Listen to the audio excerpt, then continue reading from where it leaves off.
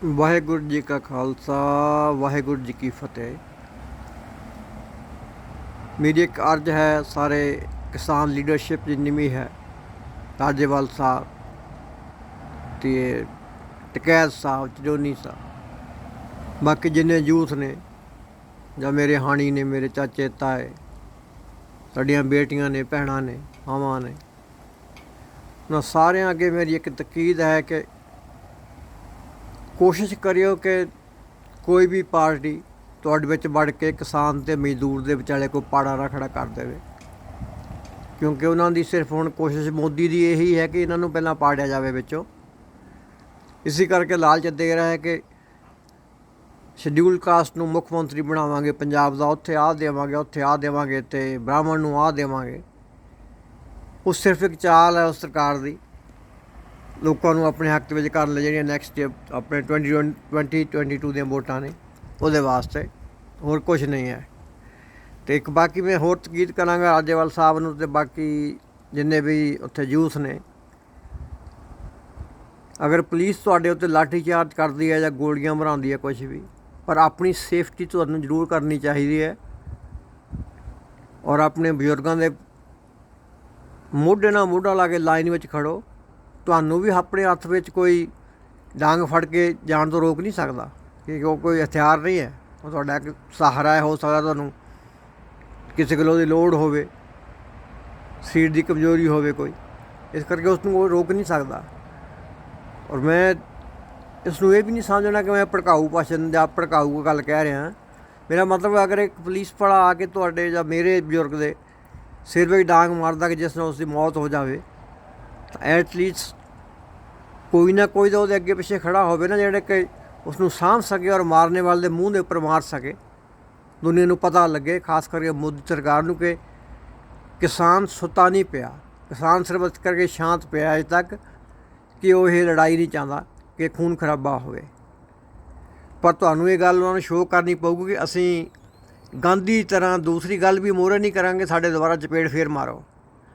ਇਸ ਕਰਕੇ ਉਹਨਾਂ ਨੂੰ ਉਹਨਾਂ ਦੀਆਂ ਗੱਲਾਂ ਦਾ ਜਵਾਬ ਮੀਡੀਆ ਰਾਹੀਂ, ਜਿਹੜਾ ਤੁਹਾਡਾ ਆਪਣਾ ਮੀਡੀਆ ਜਿਹੜਾ ਤੁਹਾਨੂੰ ਪਸੰਦ ਕਰਦਾ, ਉਹਦੇ ਰਾਹੀਂ ਹਰ ਚੀਜ਼ ਦੱਸੋ, ਸਮਝਾਓ ਸਰਕਾਰ ਨੂੰ ਕਿ ਅਸੀਂ ਵੀ ਹੱਥਾਂ ਵਿੱਚ ਚੂੜੇ ਨਹੀਂ ਪਹਿਨੀਆਂ ਹੋਈਆਂ। ਜੇਕਰ ਦੁਬਾਰਾ ਇਹ ਹਰਕਤ ਹੋਊਗੀ ਤਾਂ ਇੱਥੇ ਬਹੁਤ ਕੁਝ ਹੋ ਸਕਦਾ ਹੈ, ਕਿ ਪੰਜਾਬ ਤਾਂ ਪਹਿਲਾਂ ਇੱਕ ਖੂਨ ਦੇ ਦਰਿਆ ਵਿੱਚ ਵਗਦਾ ਰਿਹਾ, ਫਿਰ ਨਸ਼ਿਆਂ ਦੇ ਵਿੱਚ ਵਗਦਾ ਰਿਹਾ ਹੈ। 84 ਤੋਂ ਲੈ ਕੇ 94 ਤੱਕ ਜੋ ਸਾਡੇ ਨੌਜਵਾਨਾਂ ਨਾਲ ਹੋਈ ਆ, ਇਹੋ ਜਿਹੇ ਪਿੰਡ ਵੀ ਨੇ ਕਾਫੀ ਬਾਰਡਰ ਦੇ ਏਰੀਏ ਵਿੱਚ, ਜਿੱਥੇ ਕਿਤੇ 20 ਸਾਲ ਬਾਅਦ ਜੰਗ ਚੜ੍ਹੀ ਹੋਵੇਗੀ ਜਾਂ 20 ਸਾਲ ਬਾਅਦ ਵਿਆਹ ਹੋਇਆ ਹੋਵੇਗਾ, ਕਿਉਂਕਿ ਉਹਨਾਂ ਨੇ ਉਸ ਪੀਰੀਅਡ ਵਿੱਚ ਉੱਥੇ ਕੋਈ 5-6 ਸਾਲ ਤੋਂ ਉੱਪਰ ਦੀ ਉਮਰ ਦਾ ਬੱਚਾ ਵੀ ਨਹੀਂ ਸੀ ਛੱਡਿਆ ਕਿ ਇਹਨੂੰ ਨਾ ਮਾਰਿਆ ਹੋਵੇ। ਅਤੇ ਉਹ ਤਾਂ ਮਿਹਰ ਹੈ ਸਰਦਾਰ ਖਾਲੜਾ ਦੀ, ਜਿਹਨਾਂ ਨੇ ਇੰਨੇ ਕਾਂਕੜੇ ਇਕੱਠੇ ਕਰ ਲਏ ਸੀ ਕਿ ਕਮ ਸੇ ਕਮ ਲੋਕਾਂ ਨੂੰ ਇਹ ਤਾਂ ਪਤਾ ਕਿ ਸਾਡੇ ਪੁੱਤ ਮਾਰੇ ਜਾ ਚੁੱਕੇ ਨੇ।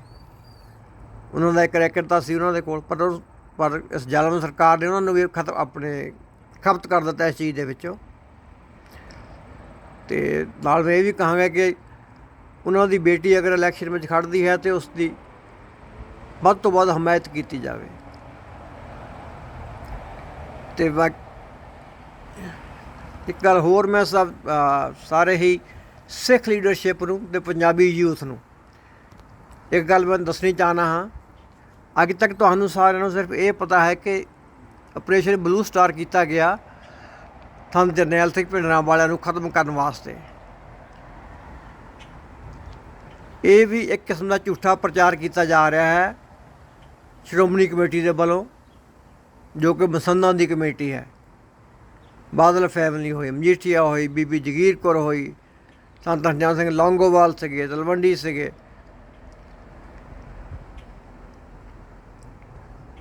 ਸੰਤਾਂ ਨੂੰ ਸਿਰਫ ਇੱਕ ਬਹਾਨਾ ਬਣਾਇਆ ਗਿਆ ਹਮਲਾ ਕਰਨ ਵਾਸਤੇ, ਜਦ ਕਿ ਹਮਲਾ ਇਹਨਾਂ ਮਸੰਦਾਂ ਨੇ ਕਰਾਇਆ ਸੀ। ਇਹਨਾਂ ਮਸੰਦਾਂ ਨੂੰ ਇਹ ਮਨਜ਼ੂਰ ਨਹੀਂ ਸੀ ਕਿ ਸਿੱਖ ਕੌਮ ਆਪਣਾ ਅਸਲੀ ਰੂਪ ਪਹਿਚਾਣੇ, ਵੀ ਅਸਲ ਵਿੱਚ ਅਸੀਂ ਕੌਣ ਹਾਂ, ਕਿੱਥੋਂ ਉੱਠ ਕੇ ਆਏ ਹਾਂ, ਔਰ ਅਸੀਂ ਕਿਸ ਗੁਰੂ ਦੀ ਦੇਣ ਹਾਂ, ਅਸੀਂ ਕਿਸ ਦੇ ਬੱਚੇ ਹਾਂ। ਸੰਤਾਂ ਨੂੰ ਮਾਰਨ ਦੇ ਲਈ ਬਹਾਨਾ ਬਣਾ ਕੇ ਉਹਨਾਂ ਨੇ ਤੁਹਾਡਾ ਜੋ ਪੁਰਾਣਾ ਇਤਿਹਾਸ ਸੀ ਉਸ ਨੂੰ ਖੇਰੂ ਖਰੂ ਕਰ ਦਿੱਤਾ, ਲਾਇਬ੍ਰੇਰੀ ਨੂੰ ਚੱਕ ਕੇ ਲੈ ਗਏ ਜਾਂ ਜਾਲ ਦਿੱਤੀ। ਅਜੇ ਤੱਕ ਤੁਹਾਨੂੰ ਵਾਪਸ ਨਹੀਂ ਮਿਲੀ, ਜਾਂ ਇੱਕ ਦੋ ਗ੍ਰੰਥ ਮਿਲ ਗਏ ਤਾਂ ਸਮਝਦੇ ਨੇ ਬਹੁਤ ਹੈ। ਪਰ ਉਸੇ ਟਾਈਮ ਦੇ ਵਿੱਚ ਹੀ ਉਹਨਾਂ ਨੇ ਗ੍ਰੰਥ ਸਾਹਿਬ ਛਾਪਣੇ ਸ਼ੁਰੂ ਕੀਤੇ, ਜਿਹੜੀ ਕਿ ਨਾਗਪੁਰ ਪ੍ਰੈਸ ਹੈ RSS ਦੀ। ਔਰ ਉਹਦੇ ਵਿੱਚ ਬਹੁਤ ਹੀ ਹਲਕੇ ਹਲਕੇ ਸ਼ਬਦਾਂ ਦਾ ਹੇਰ ਫੇਰ ਕਰਕੇ ਉਹਨੂੰ ਪ੍ਰਕਾਸ਼ਿਤ ਕੀਤਾ ਗਿਆ ਕਿ ਆਮ ਬੰਦਾ ਨਹੀਂ ਪਕੜ ਸਕਦਾ, ਪਰ ਜਦ ਤੁਸੀਂ ਧਿਆਨ ਨਾਲ ਦੇਖੋ ਤਾਂ ਉਸ ਗੱਲ ਦੇ ਮਤਲਬ ਹੀ ਹੋਰ ਨਿਕਲ ਜਾਂਦੇ ਨੇ। ਜਿਸ ਤਰ੍ਹਾਂ 10ਵੇਂ ਗ੍ਰੰਥ ਦੇ ਬਾਰੇ ਵਿੱਚ ਭੰਬਲ ਭੂਸਾ ਖੜਾ ਕੀਤਾ ਜਾ ਰਿਹਾ ਹੈ, ਕਿਉਂ ਨਹੀਂ ਅਸੀਂ ਉਸ ਚੀਜ਼ ਨੂੰ, ਜੋ ਗ੍ਰੰਥ ਸਾਹਿਬ 10 ਗ੍ਰੰਥ ਕੋ ਆਪਣੇ ਗੁਰੂ ਸਾਹਿਬ ਨੇ ਆਪਣੇ ਹੱਥੀਂ ਆਪ ਜਿਹੜੀ ਗੱਲ ਲਿਖੀ ਹੈ, ਉਸ ਨੂੰ ਪੜ੍ਹ ਕੇ ਉਸ ਫਲਸਫੇ ਦੇ ਉੱਪਰ ਕਿਉਂ ਨਹੀਂ ਤੁਰਦੇ। ਉਸ ਸਮੇਂ ਬੜੇ ਸਕੋਲਰ ਵੀ ਸੀ ਜਿਨ੍ਹਾਂ ਨੇ ਲਿਖਿਆ ਹੈ, ਉਹਨਾਂ ਦੀਆਂ ਲਿਖਤਾਂ ਦੇ ਆਧਾਰ 'ਤੇ ਚੱਲ ਸਕਦੇ ਆ ਨਾ, ਇਕੱਲੇ ਦਾ ਨਹੀਂ ਸੀ। ਪਰ ਇੰਦਰਾ ਗਾਂਧੀ ਦਾ ਹੀ ਭੂਮਿਕਾ ਬਹੁਤ ਵੱਡੀ ਨਹੀਂ ਸੀ, ਉਹਦਾ ਸਿਰਫ ਇੱਕ ਮੋਹਰਾ ਸੀ ਗੱਡੀ ਨੂੰ ਚਲਾਉਣ ਵਾਸਤੇ ਵੀ ਜਿਹਨੇ ਹੁਕਮ ਕਰਨਾ ਹੈ। ਬਾਕੀ ਤਾਂ ਸਾਰੀ ਮਿਹਰਬਾਨੀ ਸਾਡੇ ਮਸੰਦਾਂ ਦੀ ਸੀ, ਪ੍ਰਕਾਸ਼ ਸਿੰਘ ਬਾਦਲ ਦੀ ਐਂਡ ਪਾਰਟੀ। ਹਰਿਮੰਦਰ ਸਾਹਿਬ, ਫਿਰ ਹੁਣ ਤੁਸੀਂ ਖੁਦ ਹੀ ਸੋਚ ਕੇ ਦੇਖੋ, ਹਰਿਮੰਦਰ ਸਾਹਿਬ ਨੂੰ ਢਾਣ ਤੋਂ ਬਾਅਦ ਜਦ ਦੁਬਾਰਾ ਬਣਾਇਆ ਗਿਆ ਹੈ, ਉਹਦੇ ਵਿੱਚੋਂ ਬਹੁਤ ਸਾਰੀਆਂ ਚੀਜ਼ਾਂ ਜਿਹੜੀਆਂ ਅਲੋਪ ਕਰ ਦਿੱਤੀਆਂ ਗਈਆਂ, ਜਿਵੇਂ ਕਿ ਮੁੰਗੇ ਸੀ ਜਾਂ ਕਈ ਜਗ੍ਹਾ 'ਤੇ ਸ਼ਹੀਦਾਂ ਦੇ ਸਮਾਰਕ ਸੀ। ਬਹੁਤ ਕੁਛ ਸੀ ਉਸ ਜਗ੍ਹਾ ਦੇ ਉੱਪਰ ਜਿਹੜਾ ਕਿ ਸਾਡੀ ਵਿਰਾਸਤ ਸੀ, ਜਿਹੜਾ ਕਿ ਸਾਂਭਣਯੋਗ ਸੀ। ਉਹਦੀ ਜਗ੍ਹਾ ਦੇ ਉੱਤੇ ਇਹਨਾਂ ਨੇ ਸਿਰਫ ਇੱਕ ਢਾਂਚਾ ਖੜਾ ਕਰ ਦਿੱਤਾ, ਫਿਰ ਤੁਹਾਨੂੰ ਦੁਬਾਰਾ ਹਰਿਮੰਦਰ ਸਾਹਿਬ ਹੀ ਦੁਬਾਰਾ ਬਣਾ ਕੇ ਦੇ ਦਿੱਤਾ ਹੈ। ਪਰ ਮੈਂ ਉਸ ਨੂੰ ਮੁੜ ਕੇ ਹੁਣ ਹਰਿਮੰਦਰ ਸਾਹਿਬ ਨਹੀਂ ਕਦੇ ਵੀ ਕਹਾਂਗਾ, ਕਿਉਂਕਿ ਉਹਦੀਆਂ ਨੀਹਾਂ ਦੇ ਵਿੱਚ ਸਾਡਾ ਖੂਨ ਡੁੱਲਿਆ ਪਿਆ ਹੈ। ਔਰ ਇਹਨਾਂ ਫਰੇਬੀਆਂ ਨੇ ਉਹ ਤੋਂ ਬਾਅਦ ਜੋ ਪਿੰਡਾਂ ਦੇ ਸਾਡੇ ਸਕੂਲ ਸੀ, ਪ੍ਰਾਈਵੇਟ ਸਕੂਲ, ਆਪਣੇ ਸਰਕਾਰੀ ਸਕੂਲ ਸੀ, ਪ੍ਰਾਇਮਰੀ ਸਕੂਲ ਹੁੰਦਾ ਸੀ, 10ਵੀਂ ਤੱਕ ਸਕੂਲ ਹੁੰਦਾ ਸੀ, ਕੋਈ ਵੀ ਨਹੀਂ ਛੱਡਿਆ ਕਿ ਉੱਥੇ ਕੋਈ ਟੀਚਰ ਹੀ ਨਹੀਂ। ਵੀ ਹਰ ਬੱਚਾ ਜੋ ਹੈ ਮਹਿੰਗੇ ਸਕੂਲ ਵਿੱਚ ਜਾਂ ਇੰਗਲਿਸ਼ ਸਕੂਲ ਵਿੱਚ ਪੜ੍ਹਨ ਜਾਏਗਾ, ਜਿੱਥੇ ਕਿ ਪੰਜਾਬੀ ਜਾਂ ਹਿੰਦੀ ਸੈਕੰਡ ਲੈਂਗੁਏਜ ਹੈ, ਫਸਟ ਲੈਂਗੁਏਜ ਉਹਨਾਂ ਦੀ ਇੰਗਲਿਸ਼ ਗਿਣੀ ਜਾਂਦੀ ਹੈ। ਔਰ ਉਹ ਕਾਫੀ ਜਗ੍ਹਾ 'ਤੇ ਤੁਹਾਨੂੰ ਆਪਣੇ ਪੰਜਾਬੀ ਵਿੱਚ ਗੱਲ ਵੀ ਨਹੀਂ ਕਰਨ ਦਿੰਦੇ, ਕਿ ਆਲਮੋਸਟ ਸਾਡੇ ਕੋਲੋਂ ਸਾਡਾ ਇਤਿਹਾਸ ਜਿਹੜਾ ਹੈ ਖੋਹ ਲਿਆ ਗਿਆ ਹੈ। ਕਿ ਨੌਜਵਾਨ ਪੀੜ੍ਹੀ ਨੂੰ, ਆਉਣ ਵਾਲੀ ਪੀੜ੍ਹੀ ਨੂੰ ਤਾਂ ਇਸ ਗੱਲ ਦਾ ਪਤਾ, ਹੋਣ ਵਾਲੀ ਪੀੜ੍ਹੀ ਨੂੰ ਵੀ ਨਹੀਂ ਪਤਾ ਕਿ ਅਸਲ ਵਿੱਚ ਹਰਿਮੰਦਰ ਸਾਹਿਬ ਕਿਸ ਤਰ੍ਹਾਂ ਦਾ ਸੀ 84 ਤੋਂ ਪਹਿਲਾਂ, ਉਹਦੀ ਕੀ ਸ਼ੇਪ ਸੀ, ਉਹਦੀ ਕਿਹੜੀ ਜਗ੍ਹਾ 'ਤੇ ਕੀ ਸੀ ਅਤੇ ਕਿਹੜੀ ਜਗ੍ਹਾ 'ਤੇ ਕੀ ਸੀ। ਇਹਨਾਂ ਮਸੰਦਾਂ ਨੇ ਉਸ ਚੀਜ਼ ਨੂੰ ਤਹਿਸ ਨਹਿਸ ਕਰਕੇ ਸਾਡੇ ਦਿਮਾਗਾਂ ਦੇ ਵਿੱਚ ਉਲਟ ਗੱਲਾਂ ਭਰਨ ਦੀਆਂ ਕੋਸ਼ਿਸ਼ਾਂ ਕੀਤੀਆਂ। ਜੋ ਬਾਬੇ ਦੇ ਕਾਰ ਸੇਵਾ ਵਾਲੇ, ਉਹ ਹਰ ਬਿਲਡਿੰਗ ਦਾ ਰੂਪ ਹੀ ਬਦਲੀ ਕਰ ਦਿੰਦੇ ਨੇ। ਕੋਈ ਸੋਚ ਹੀ ਨਹੀਂ ਸਕਦਾ ਕਿ ਹਾਂ ਇਹ ਗੁਰੂ ਘਰ ਹੈ ਜਾਂ ਕਿ ਇਹ ਸ਼ਹੀਦ ਦੀ ਜਗ੍ਹਾ ਹੈ। ਨਹੀਂ, ਉਹਨਾਂ ਨੇ ਹਰ ਇੱਕ ਚੀਜ਼ ਨੂੰ ਇੱਕ ਜਿਹੜਾ ਹਿੰਦੂਤਵਾ ਰੰਗ ਹੈ ਉਹ ਚਾੜ੍ਹਨ ਦੀ ਕੋਸ਼ਿਸ਼ ਕੀਤੀ ਗਈ ਹੈ। ਮੈਂ ਸਾਰੇ ਹਿੰਦੂਆਂ ਨੂੰ ਵੀ ਨਹੀਂ ਕਹਾਂਗਾ ਕਿ ਮਸੰਦ ਸਾਡੇ ਆਪਣੇ ਸੀ, ਜਿਨ੍ਹਾਂ ਨੇ ਇੰਦਰਾ ਗਾਂਧੀ ਨੂੰ ਉਕਸਾਇਆ ਵੀ ਸਾਡੇ ਧਰਮ ਨੂੰ ਨਸ਼ਟ ਕਰ। ਉਹਨਾਂ ਦਾ ਇਹ ਧਰਮ ਨਹੀਂ, ਉਹਨਾਂ ਦਾ ਮਤਲਬ ਸਿੱਖ ਧਰਮ ਨੂੰ ਨਸ਼ਟ ਕਰਦੇ, ਨਹੀਂ ਤੈਨੂੰ ਇਹ ਮਾਰ ਦੇਣਗੇ। ਇਹ ਕੌਮ ਬਹੁਤ ਜ਼ਿਆਦਾ ਬਹਾਦਰ ਕੌਮ ਹੈ। ਤਾਂ ਉਸੀ ਵਜ੍ਹਾ 'ਤੇ ਐਡਾ ਵੱਡਾ ਖੂਨ ਖਰਾਬਾ ਕਰਕੇ ਅਟੈਕ ਕੀਤਾ ਗਿਆ, ਅਤੇ ਨਾਲ ਹੀ ਬਹੁਤ ਸਾਰੇ ਹੋਰ ਗੁਰਦੁਆਰਿਆਂ 'ਤੇ ਅਟੈਕ ਕੀਤਾ ਗਿਆ ਉਸ ਟਾਈਮ 'ਤੇ। ਉਹਨਾਂ ਦੇ ਵੀ ਜੋ ਕੋਈ ਪੁਰਾਤਨ ਚੀਜ਼ ਸੀ ਉੱਥੇ, ਉਸ ਨੂੰ ਉਠਾਇਆ ਗਿਆ, ਜਾ ਕੇ ਜਾਂ ਤਾਂ ਉਹਨਾਂ ਨੂੰ ਲੁਕੋ ਲਿਆ ਗਿਆ ਜਾਂ ਜਾਲ ਦਿੱਤਾ ਗਿਆ। ਇਸ ਕਰਕੇ ਸਾਨੂੰ ਲਾਇਬ੍ਰੇਰੀ ਅਜੇ ਤੱਕ ਵੀ ਪੂਰੀ ਦੀ ਪੂਰੀ ਵਾਪਸ ਨਹੀਂ ਮਿਲੀ, ਜਿੱਥੇ ਕਿ ਕਈ ਸੌ ਸਾਲ ਪੁਰਾਣੇ ਪੱਤਰ ਲਿਖੇ ਪਏ ਸੀ, ਜੋ ਕਿ ਕੇਲੇ ਦੇ ਪੱਤੇ ਦੇ ਉੱਪਰ ਲਿਖਿਆ ਜਾਂਦਾ ਸੀ ਪਹਿਲੇ ਸਮੇਂ ਵਿੱਚ। ਇਸ ਵਕਤ ਉੱਥੇ ਕੁਛ ਨਹੀਂ ਹੈ। ਉੱਥੇ ਹੈ ਤਾਂ RSS ਦੀਆਂ ਨਾਗਪੁਰ ਦੇ ਛਪੀਆਂ ਹੋਈਆਂ ਬੁੱਕਸ ਪਈਆਂ ਨੇ, ਜਿਨ੍ਹਾਂ ਦੇ ਵਿੱਚ ਮਤਲਬ ਹੀ ਕੋਈ ਹੋਰ ਹੈ। ਕਦੇ ਤਾਂ ਕਹਿੰਦੇ ਨੇ ਗੁਰੂ ਗੋਬਿੰਦ ਸਿੰਘ ਜੀ ਫਲਾਨਾ ਜੀ ਲਵ ਕੁਸ਼ ਦੀ ਔਲਾਦ ਹੋ ਗਿਆ, ਫਲਾਨੇ ਹੋ ਗਏ, ਆਹ ਹੋ ਗਿਆ, ਉਹ ਹੋ ਗਿਆ। ਸਾਡੇ ਗੁਰੂ ਸਾਹਿਬ ਕਿਸੇ ਦੀ ਔਲਾਦ ਨਹੀਂ ਸੀ, ਉਹ ਕਸ਼ੱਤਰੀ ਸੀ, ਇੱਕ ਯੋਧਾ ਸੀ। ਉਹ ਕਿਸੇ ਚੀਜ਼ ਦਾ ਮੁਹਤਾਜ ਨਹੀਂ ਸੀ, ਉਹ ਗੁਰੂ ਘਰ ਦਾ ਚਿਰਾਗ ਸੀ ਉਹ। ਅਤੇ ਇਹਨਾਂ ਨੇ ਉਸ ਨੂੰ ਵੀ ਬਦਨਾਮ ਕਰਨ ਦੀ ਕੋਸ਼ਿਸ਼ ਕੀਤੀ। ਬਹੁਤ ਸਾਰੀਆਂ ਕਿਤਾਬਾਂ ਦੇ ਵਿੱਚ ਇਹੋ ਜਿਹਾ ਸਿਲੇਬਸ ਨੇ। ਇਸ ਕਰਕੇ ਇਸ ਗੱਲ ਨੂੰ ਆਪਣੇ ਮਨਾਂ ਵਿੱਚੋਂ ਕੱਢ ਦੇਵੋ ਕਿ ਇੰਦਰਾ ਗਾਂਧੀ ਨੇ ਇਹਨਾਂ ਦੇ ਕਹੇ ਵੀ ਇੰਦਰਾ ਗਾਂਧੀ ਨੇ ਇੱਥੇ ਹਰਿਮੰਦਰ ਸਾਹਿਬ 'ਤੇ ਸੰਤ ਭਿੰਡਰਾਂਵਾਲੇ ਨੂੰ ਕੱਢਣ ਵਾਸਤੇ ਅਟੈਕ ਕੀਤਾ ਜਾਂ ਉਹਨੂੰ ਮਾਰਨ ਵਾਸਤੇ ਨਹੀਂ। ਉਹ ਅਟੈਕ ਇਹਨਾਂ ਮਸੰਦਾਂ ਨੇ ਕਰਵਾਇਆ ਸਿੱਖ ਧਰਮ ਦੀ ਵਿਰਾਸਤ ਨੂੰ ਨਸ਼ਟ ਕਰਨ ਵਾਸਤੇ। ਮੈਂ ਤਾਂ ਖੁਦ ਹੈਰਾਨ ਹਾਂ ਕਿ ਇਸ ਬਾਦਲ ਨੂੰ ਮੌਤ ਕਿਉਂ ਨਹੀਂ ਆਉਂਦੀ। ਜਾਂ ਕੋਈ ਇਹੋ ਜਿਹਾ ਯੋਧਾ ਇਹੋ ਜਿਹਾ ਕਿਉਂ ਨਹੀਂ ਪੈਦਾ ਹੋ ਰਿਹਾ ਜੋ ਕਿ ਇਸ ਸਾਲ ਦੇ ਵੀ ਗੋਲੀ ਮਾਰ ਸਕੇ। ਸ਼ਾਇਦ ਮੇਰੀ ਲੈਂਗੁਏਜ ਕੁਛ ਸਹੀ ਨਹੀਂ ਰਹੀ, ਜਦ ਮੈਨੂੰ ਗੁੱਸਾ ਆਉਂਦਾ ਤਾਂ ਇਸ ਗੱਲ 'ਤੇ ਆਉਂਦਾ ਹੈ। ਕਿਸਾਨਾਂ ਨੂੰ ਮਾਰਨ ਦੀ ਸਾਜ਼ਿਸ਼ ਜਿਹੜੀ ਹੈ, ਸ਼ਾਇਦ ਤੁਹਾਨੂੰ ਯਾਦ ਹੋਵੇ, ਪੁਰਾਣੇ ਜਿਹੜੇ ਸਾਡੇ ਬਜ਼ੁਰਗ ਜਾਗੀਰਾਵਾਲ ਸਾਹਿਬ ਨੇ, ਇਹ ਕਦੋਂ ਕੀਤੀ ਗਈ ਸੀ? ਹਰੀ ਕ੍ਰਾਂਤੀ ਤੋਂ ਬਾਅਦ ਅਸੀਂ ਪੰਜਾਬ ਵਿੱਚ ਗੰਨੇ ਦੀ ਖੇਤੀ ਕਰਨੀ ਸ਼ੁਰੂ ਕਰ ਦਿੱਤੀ ਗਈ। ਉਸ ਵਕਤ ਕੋਆਪਰੇਟਿਵ ਮਿੱਲਾਂ ਹੁੰਦੀਆਂ ਸੀ, ਪਰ ਉਹ ਵੀ ਤੁਹਾਨੂੰ ਆ ਕੇ ਪਹਿਲਾਂ ਪੁੱਛਦੇ ਸੀ ਤੁਹਾਨੂੰ ਕਿੰਨੇ ਹਜ਼ਾਰ ਕੁਇੰਟਲ ਤੁਸੀਂ ਸਾਨੂੰ ਗੰਨਾ ਦਿਓਗੇ। ਅਗਰ ਤੁਸੀਂ ਕਹਿੰਦਾ ਹਾਂਜੀ 10,000 ਕੁਇੰਟਲ ਦੇਵਾਂਗੇ, 10,000 ਕੁਇੰਟਲ ਜੋ ਵੱਧ ਗਿਆ ਉਹਦੇ ਵਾਸਤੇ ਤੁਹਾਨੂੰ ਇਹ ਪਰਚੀ ਨਹੀਂ ਸੀ ਮਿਲਦੀ ਉੱਥੇ ਜਾਣ ਦੇ ਵਾਸਤੇ।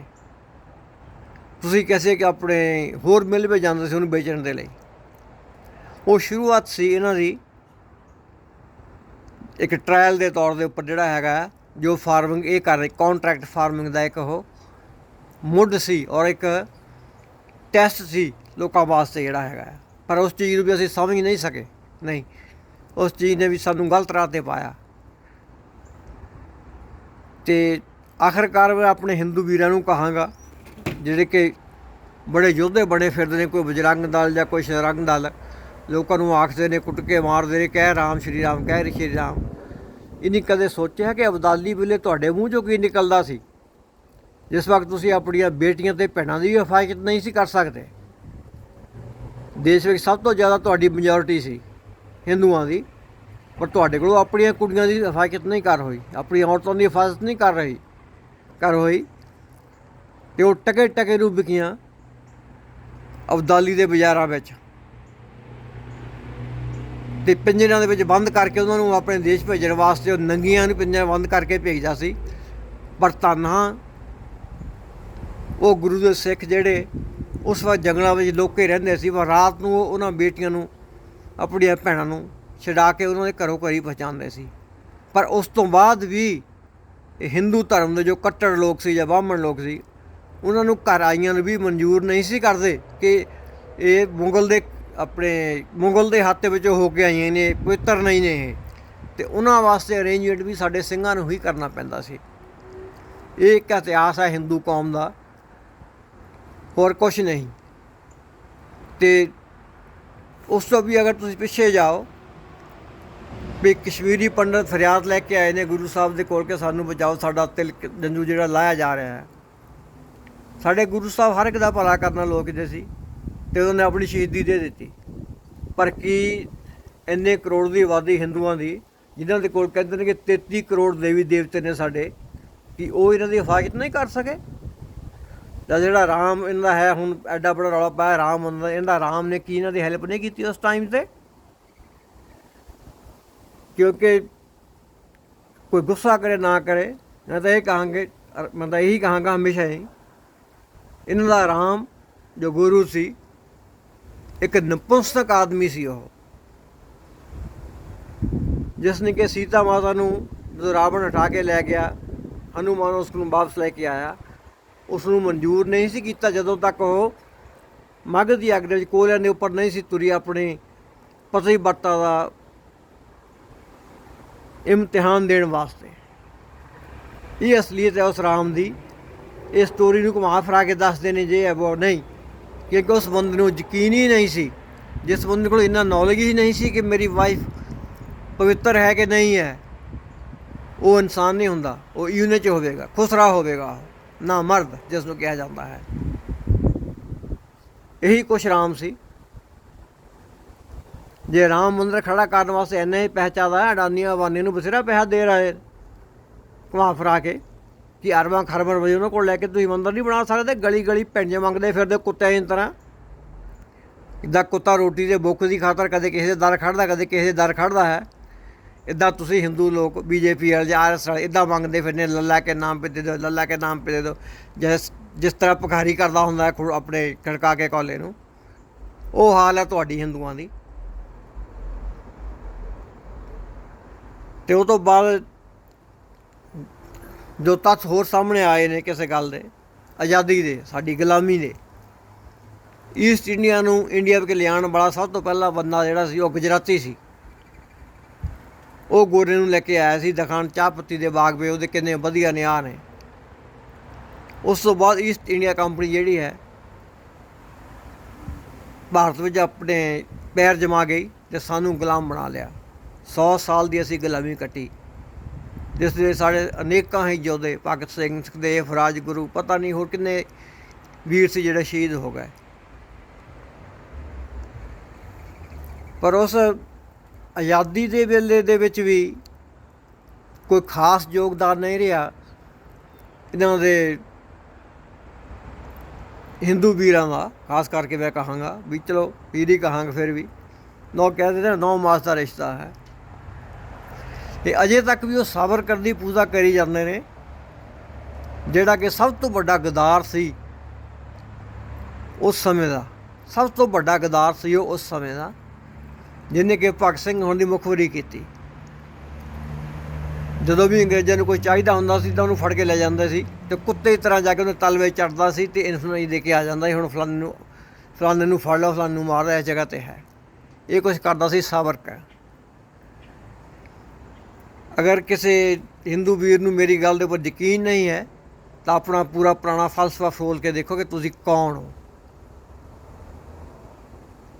ਬਾਹਰੋਂ ਜੋ ਮੁਗਲ ਜੋ ਬਾਹਰੋਂ ਆਉਂਦੇ ਸੀ ਨਾ, ਉਹ ਕਹਿੰਦੇ ਹੁੰਦੇ ਸੀ ਹਿੰਦੂ ਦਾ ਮਤਲਬ ਚੋਰ ਹੈ। ਉਹ ਤੁਹਾਨੂੰ ਚੋਰ ਸਮਝਦੇ ਸੀ, ਤਾਂ ਤੁਹਾਡੀ ਫਿਰ ਲੁੱਟ ਕਰਦੇ ਕਿ ਤੁਹਾਡੇ ਕੋਲ ਬਹੁਤ ਕੁਝ ਹੋਵੇਗਾ।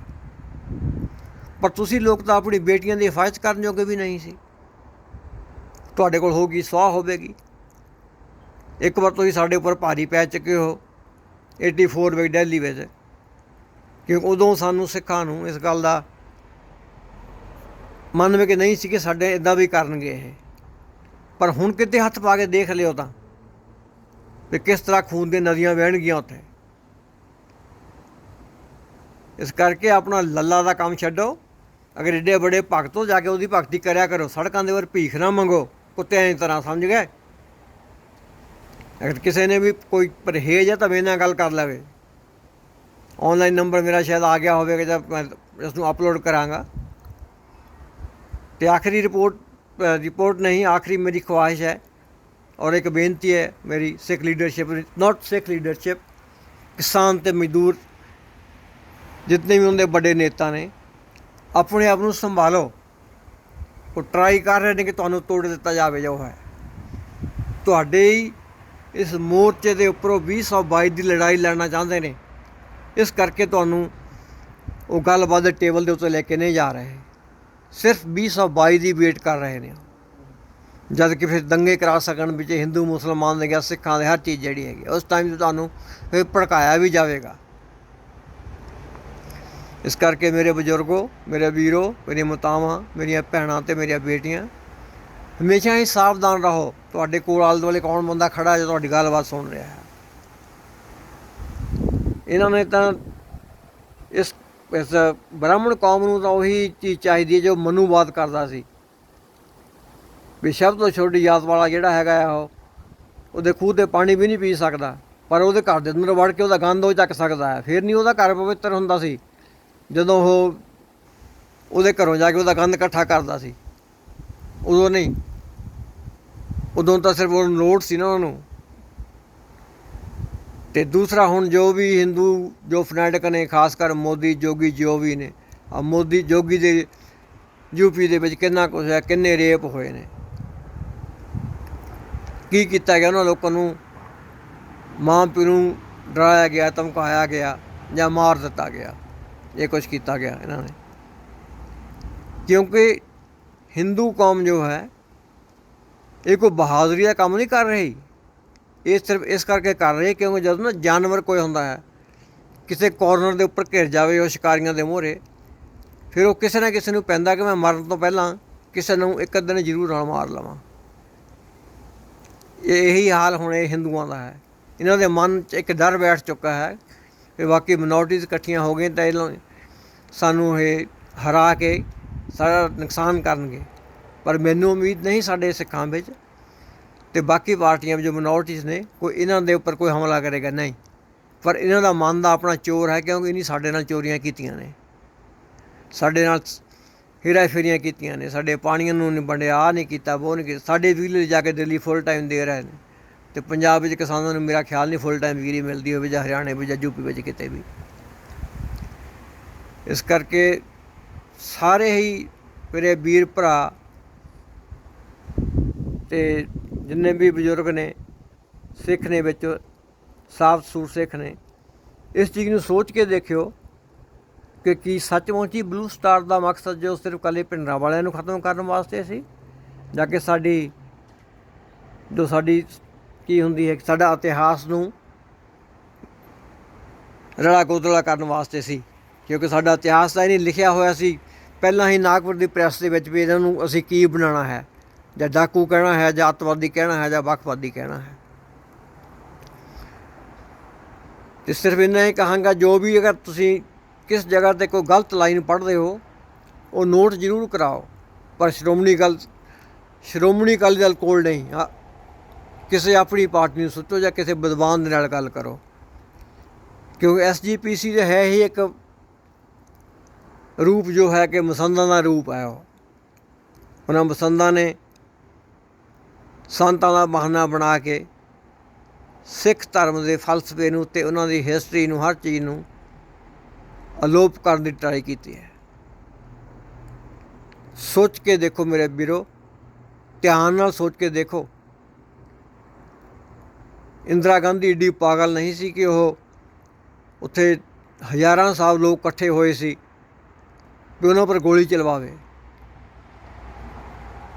ਕਿਉਂਕਿ ਬਿਜਲੀ ਪਾਣੀ ਬੰਦ ਕਰਕੇ ਵੀ ਇੰਨੇ ਲੋਕਾਂ ਨੂੰ 2 ਵੀਕ ਵਿੱਚ ਬਾਹਰ ਕੱਢਿਆ ਜਾ ਸਕਦਾ ਸੀ, ਜਿੰਨੇ ਲੋਕ ਮੇਲਾ ਕਰਕੇ ਉੱਥੇ ਪਹੁੰਚੇ ਹੋਏ ਸੀ। ਪਰ ਨਹੀਂ, ਉਹਨਾਂ ਦਾ ਮਤਲਬ ਸੀ ਅਟੈਕ ਕਰਕੇ ਸਾਡੀ ਲਾਇਬ੍ਰੇਰੀ ਨੂੰ ਚੱਕਣਾ ਅਤੇ ਸਾਡੇ ਜੋ ਖਾਸ ਸਥਾਨ ਨੇ ਉਹਨਾਂ ਨੂੰ ਢਾਹ ਦੇਣਾ।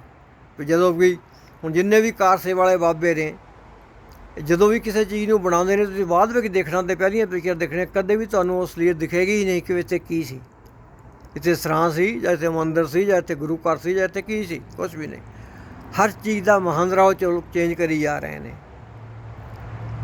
ਅਜੇ ਤੱਕ ਵੀ ਸਿੱਖ ਕੌਮ ਦੇ ਉੱਪਰ, ਪੰਜਾਬੀਆਂ ਦੇ ਉੱਪਰ ਮਸੰਦ ਭਾਰੀ ਨੇ। ਮੈਂ ਤਾਂ ਇਹੀ ਕਹਾਂਗਾ, ਜਦ ਤੱਕ ਇਹਨਾਂ ਦੇ ਗਲ, ਜਿਸ ਤਰ੍ਹਾਂ ਹਿੰਦੂ ਬੋਲਦੇ ਫਿਰਦੇ ਨਾ, ਮੁੱਲਾ ਕਾਟੇ ਜਾਏਂਗੇ, ਮੈਂ ਵੀ ਤਾਂ ਇਹ ਕਹਾਂਗਾ ਜੋ ਧਰਮ ਦੇ ਦੋਖੀ ਨੇ, ਜਦ ਤੱਕ ਇਹਨਾਂ ਨੇ ਆਪਣੇ ਸਿਰ ਸੌਰੀ ਫॉर दैट, ਜਦ ਤੱਕ ਇਹਨਾਂ ਦੇ ਸਿਰ ਸਹੀ ਨੇ ਨਾ, ਉਦੋਂ ਤੱਕ ਇਹਨਾਂ ਨੇ ਕੋਈ ਨਾ ਕੋਈ ਹੇਰਾ ਫੇਰੀਆਂ ਕਰਦੇ ਹੀ ਰਹਿਣਾ ਹੈ। ਉਹਨਾਂ ਨੇ ਕੋਈ ਨਾ ਕੋਈ ਹੇਰਾ ਫੇਰੀ ਕਰਦੇ ਹੀ ਰਹਿਣਾ ਹੈ। ਬਸ ਮੈਂ ਇੰਨਾ ਕਹਾਂਗਾ ਮੇਰੇ ਵੀਰ ਜੀ। ਔਰ ਇਸ ਗੱਲ ਦਾ ਜੋ ਮੇਰੇ ਪਾਸ ਸਾਧਨ ਹੈ ਪਤਾ ਕਰਨ ਵਾਸਤੇ ਕਿ ਬਲੂ ਸਟਾਰ ਦਾ ਅਸਲੀ ਮਤਲਬ ਕੀ ਸੀ, ਉਹ ਮੈਂ ਨਹੀਂ ਸ਼ੋਅ ਕਰਾਂਗਾ, ਕਿਉਂ ਮੈਂ ਨਹੀਂ ਚਾਹੁੰਦਾ ਕਿ ਉਸ ਬੰਦੇ ਨੂੰ ਦੁਬਾਰਾ ਫਿਰ ਕੋਈ ਖਿੱਚਤੂ ਹੋਵੇ ਜਾਂ ਕਿਸ ਤਰ੍ਹਾਂ ਵੀ ਹੋਵੇ। ਪਰ ਮੈਂ ਸਿਰਫ ਇੰਨਾ ਹੀ ਕਹਾਂਗਾ, ਮੁੜ ਕੇ ਸੋਚ ਕੇ ਦੇਖੋ ਬਸ ਕਿ ਬਲੂ ਸਟਾਰ ਕਿਉਂ ਕੀਤਾ ਗਿਆ, ਉਹਦੇ ਵਿੱਚੋਂ ਉਹਨੇ ਕੀ ਖਟਿਆ, ਅਤੇ ਅਸੀਂ ਸਭ ਕੁਛ ਹੀ ਗਵਾਇਆ। ਬਸ ਮੈਂ ਇੰਨਾ ਹੀ ਕਹਾਂਗਾ, ਕਿਸਾਨ ਮਜ਼ਦੂਰ ਏਕਤਾ ਜਿੰਦਾਬਾਦ। ਵਾਹਿਗੁਰੂ ਜੀ ਕਾ ਖਾਲਸਾ, ਵਾਹਿਗੁਰੂ ਜੀ ਕੀ ਫਤਿਹ।